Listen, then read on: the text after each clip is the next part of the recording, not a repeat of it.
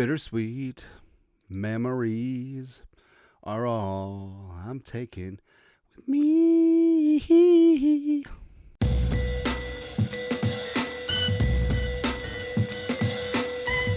What's going on, Jerome's beautiful Saturday? Birds are chirping and stuff, and it's time for another Vikings news dump. So, the news of the day yesterday is quarterback JJ McCarthy remains in concussion protocol, as was expected, and officially, the Bros Show will be starting against the Seattle Seahawks on Sunday. So we're all stars now in the Bros Show, a.k.a. America's quarterback. Nailed it. Right. And it's an interesting spot, right? Because obviously we still have allegiance. We still have faith in JJ McCarthy. Rome was not built in a day. It's been 6 starts, right? But had some great moments in clutch time, but it is what it is. Right. And the NFL does stand for not for long. And frankly, if Brosmer comes in and shows that he can be legit, that he can competently operate the offense, that he's got a little Brock Purdy in him, that Jefferson and Addison get fed, I mean, there's going to have to be a decision made for the rest of the season and also for 2026. So, rooting for the success of this team. Want to see McCarthy succeed, want to see Brosmer succeed, but most importantly, want to see the Minnesota Fighting Vikings succeed. Right. Also succeeding is the annual November food shelf fundraiser going on right meow. All Venmos, Cash App, Super Chats during live stream in November will go towards various Twin Cities food shelves and local families in need. Goal is $3K for the month. We're currently sitting at $27.22. That's right, baby. So I feel like we will crest that. What was that? We got 2 days. Yeah, we got live streams tomorrow. We'll cross that threshold. Donation links are in the description below. Also, our friends over at Every Meal, you can donate directly to them. About 600 of the, about 700 of the total has gone to Every Meal. They're very appreciative, do great local work in the community here. If you do that, email produceralley@fdw@gmail.com to be included in the tally. Let's push it over the goal line and not just fizzle out on 3rd and 4th and short to come to Con's offense. Yeah.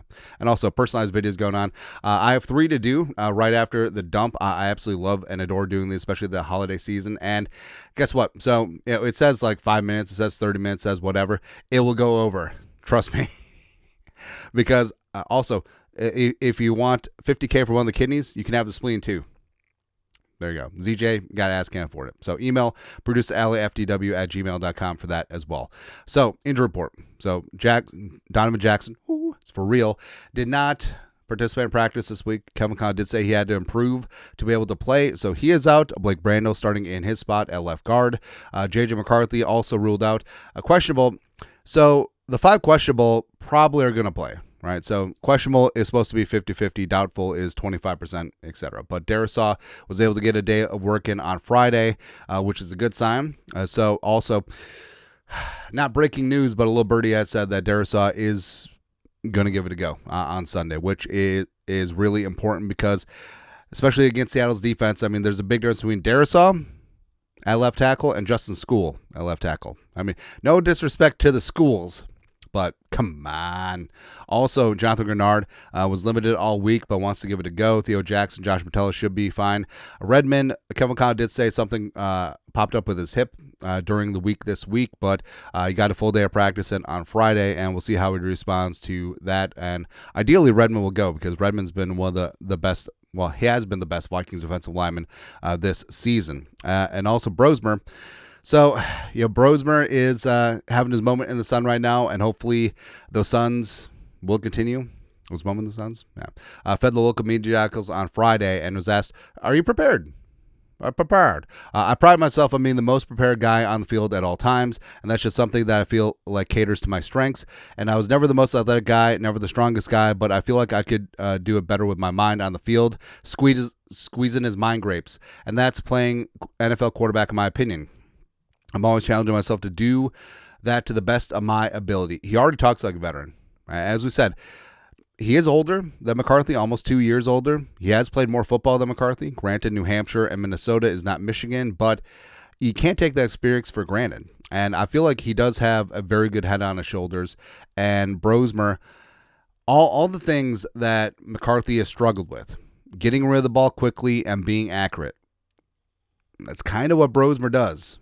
Right, so it's a non-zero chance that he has success. Also, who has 2 thumbs, a dirty magician mustache. Sorry, it should be an unemployed magician mustache, and gonna shock the world on Sunday. This guy. Hey.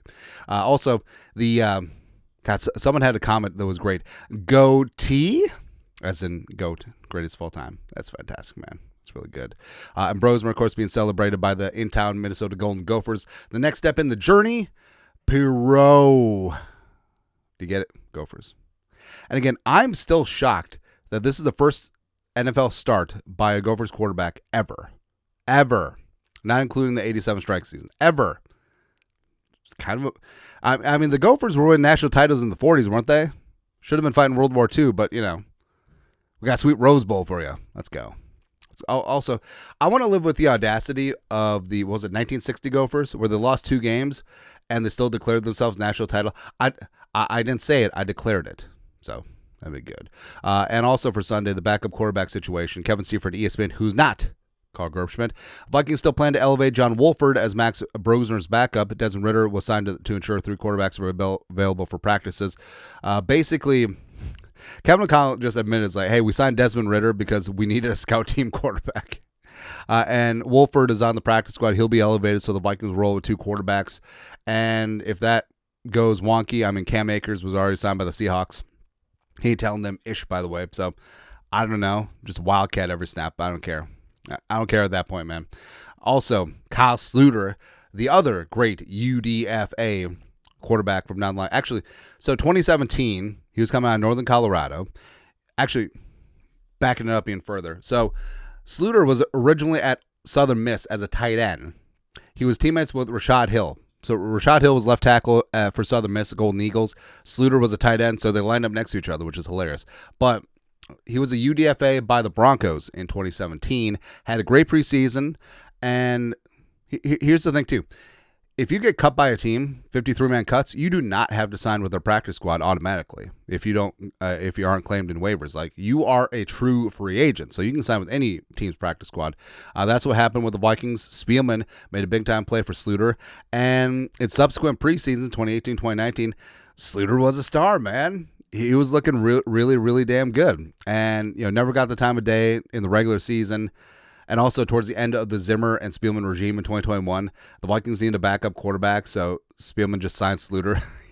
I'm pretty sure that was just a middle finger to Zimmer because Zimmer just did not care for Sluter. So, anyways, also his name is Kyle Sloter, but running joke, we always called him Kyle Sluter, the Dutch pronunciation. Yeah, if you've been around since then, we have a lot of really stupid, esoteric inside jokes. Great to see Max Brosmer getting the opportunity I prayed for but never got. Very similar pass. Crazy he's from right down the street from my high school. They both went to high school in Georgia. Good luck this Sunday. Capitalize. #Skull. I love Kyle Sluter, man. Also, so there's not a good couple of days for Vikings football. How do the Bears, and it's not the Bears, right? The Bears are going to be 1 and done in the playoffs.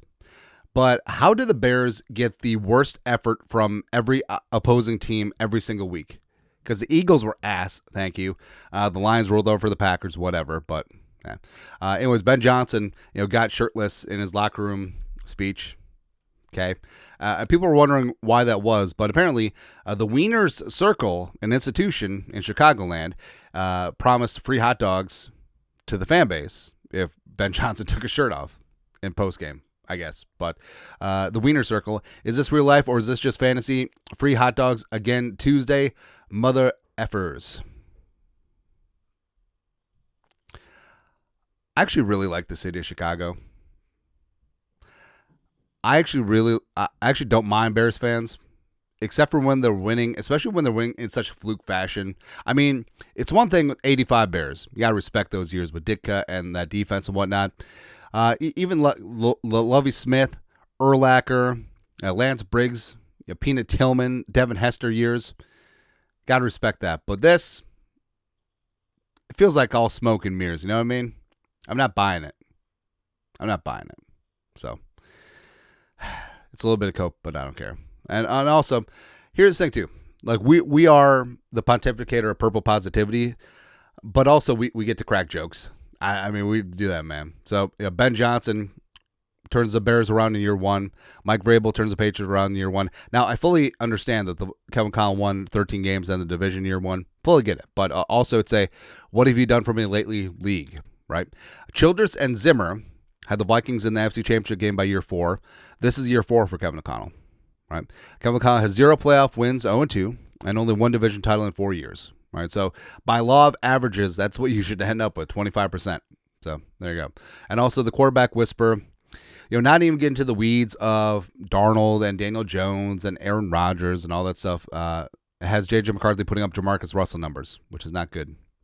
Obviously give it time, but it's pretty tough right now, right?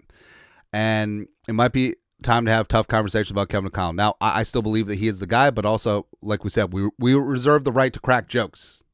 That's what we do. What's the point of the show, man? And I know for a fact that half the teams in the league would fire their head coach immediately to get Kevin O'Connell. Probably more, probably even 2/3, right? And it's almost like, again, suffering from success. There's Chiefs fans who want to get rid of Andy Reid. There's been a Steelers contingent of fans who've wanted to get rid of Tomlin since 2010, right? Ravens fans constantly trying to get rid of John Harbaugh.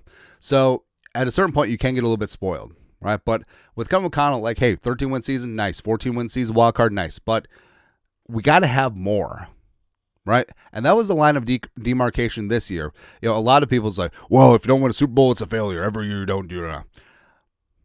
Ours was relatively low. Win a playoff game. Couldn't even get that. So I guess we'll see. Well, we're not eliminated yet. I mean, come on. We got to win out, baby, and get some help. We'll do that up. Also, so I pointed this out earlier, but Diamond Dallas Turner, former Alabama teammate of Khyree Jackson before Khyree spent a year with Oregon, rocking the My Cause, My Cleats, for the Khyree Jackson Foundation. I love Dallas Turner, man. Love that he's coming to his own. And it would have been so fun to have Turner and Khyree, Khyree, that long physical corner on the outside, just mauling dudes. Diamond Dallas Turner getting on heat. Like, it would have been great to have them on the same defense for a long time. But, yeah. Also, something that we saw. So, in the Tell Us Woman Tell Us video, JJ McCarthy also has a Khyree Jackson nameplate above his locker. Diamond Dallas Turner does too. And, obviously, Kyree's time here was very brief, but he made such a big-time impact on this team, man. It was really good. And also, Tell Us Woman Tell Us was talk about collegiate rivalries. And, of course, the number one is Michigan-Ohio State. It's called The Game. Byron Murphy, UW alum, was trying to say, oh, Washington and Washington State, the Apple Cup. Brah. Nah. But, it's funny. So Josh Metellus, like, he was talking a little bit ish, but he was a little bit reserved. And then I looked it up. His Michigan teams went 0-4 against Ohio State. It was a stretch where Ohio State won like 8-9 years in a row. And now the pendulum has swung, and Donovan Jackson, it's for real, never beat Michigan. Mainly because JJ McCarthy was there for 2 of those years. JJ McCarthy went 3-0 against Ohio State. So, no big deal. But it is legit. Like, Michigan-Ohio State is legit the best rivalry. All right, so best rivalry in sports for me. Michigan and Ohio State, because it's constantly good, right? Alabama, Auburn's up there too. Let's not kid ourselves. College basketball, Duke, Carolina, still relevant. NFL, I mean, outside of any Vikings-related ones, you know what's really underrated? The Saints and the Falcons. Those two fan bases hate each other. Like, legitimate. Like we hate the Saints, obviously, and we have no love lost for the Falcons, but they legitimately have, like, malice for each other. All the NFC East rivalries are great. When the Raiders are actually relevant, like Raiders-Chiefs, historically has been great. Yeah. It's all good stuff. Yeah.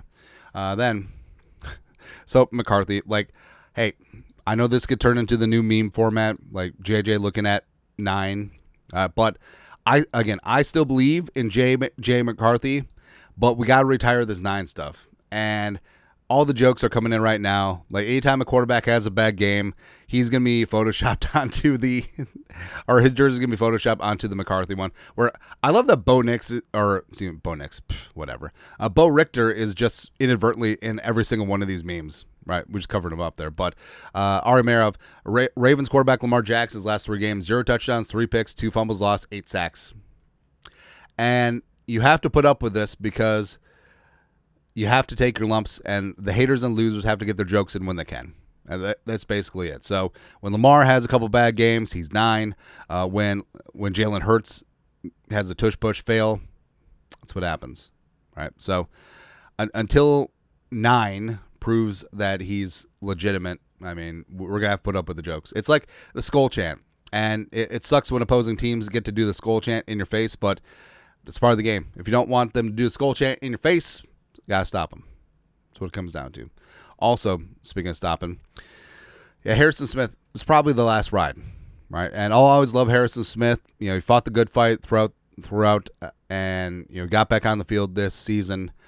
Games played as a Viking. Harrison Smith 200. He'll be 2-1 this Sunday. Scott Studwell, tackle machine. I mean, Scott Studwell box words. He'd just have 20 tackles by default. It's great, man. Carl Eller, former Gopher, former number 1 overall pick here by the Minnesota Vikings. Sack artist Fred Cox, which is fantastic, 210 games, just completely holding things down. Mick Tingelhoff, the center of attention, 240 games. The Iron Man Jim Marshall, rest in power, 270. Wow. Damn, man. Damn. Speaking of Ohio State, Jim Marshall. Yeah. But Harrison Smith, definitely Vikings Ring of Honor. Should be Hall of Fame, but we'll see how it goes. Right. And as I said, all the jokes about JJ McCarthy are there, but I still have faith in 9. Like, everything is fixable, but it's going to have to be fixed in the offseason. And with the Bro Show, dude, your bar is so low. All you have to do, throw 1 touchdown, lead 1 touchdown drive. That's it. That's at. On the road against a tough defense, complete more than 50% of your passes. Don't make any backbreaking bad decisions and interceptions. Don't do that. Just a little pitch and catch. Out there, get rid of the damn ball. Nice and quick, nice and early. Do the damn thing. Be a magician. Magic Man. That's actually going to be his nickname. I know like Maximus Brosmer, but Maximus Meridius Decimus, blah, blah, blah. Magic Man. Now you see me, now you don't. With John Cena. So, there you go. Anyways, that's it. I don't know what we accomplished, but happy Saturday. You guys are the absolute best to do. Skull, production value.